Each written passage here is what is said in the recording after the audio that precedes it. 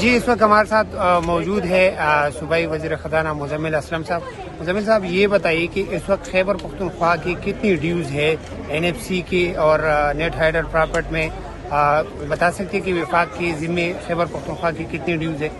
سب سے پہلے تو آپ کو ایک بات بتاؤں، آپ کو فخر بھی ہونا چاہیے کہ اگر وفاق کسی صوبے کا مقروض ہے تو خیبر پختونخوا کا. تو جو ہے آپ کا جو ہے وفاق مقروض ہے، واجبات جسے آپ کہتے ہیں ٹھیک ٹھاک قسم کے واجبات ہیں، بجلی کے واجبات ہیں. یہ زم ایریا جب سے ہمارے پاس آیا 25ویں ترمیم کے بعد ہمارا حساب ہے کہ صرف 550 ارب تو جو ہے ترقیاتی اخراجات میں کم آئے.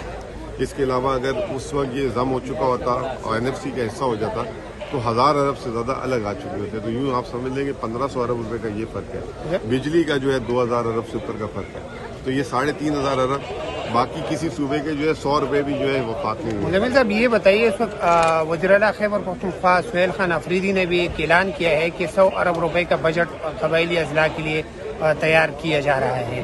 تو اگر وفاق پیسے نہیں دے رہے تو پھر کس طرح مطلب ان ڈیولپمنٹ کاموں کے لیے فنڈز کہاں سے ارینج کریں گے؟ دیکھیں، سب سے پہلی بات تو یہ کہ جب ہمارے پیسے وفاق سے بنتے ہیں تو اس کا بجٹ تو ہمیں بنانا ہے، اور ہم بجٹ بنائیں گے تو وفاق کو پتا ہو کہ یہ بجٹ بنا ہوا ہے اور یہ انہوں نے پیسے دیے، اور وہ 100 ارب نہیں 1000 ارب ہے. اور میں نے آپ کو بتایا 1500 ارب روپے کے سے زیادہ جو ہے واجبات ہیں. اور انشاءاللہ اگر یہ 11ویں NFC ہو جاتی ہے اور اس میں زم ایریا شامل ہو جاتا ہے تو ہمیں اضافی 200 ارب ملیں گے. اور آپ دیکھیں گے کہ جو زم ایریا جو باقی پورے خیبر پختونخوا اور پاکستان سے جو ترقی میں پیچھے ہے، ہم اس کو ایک دم پہیے لگا رہے ہیں. NFC کا کوئی چانس ہے کہ نیا NFC اناؤنس ہو جائے گا؟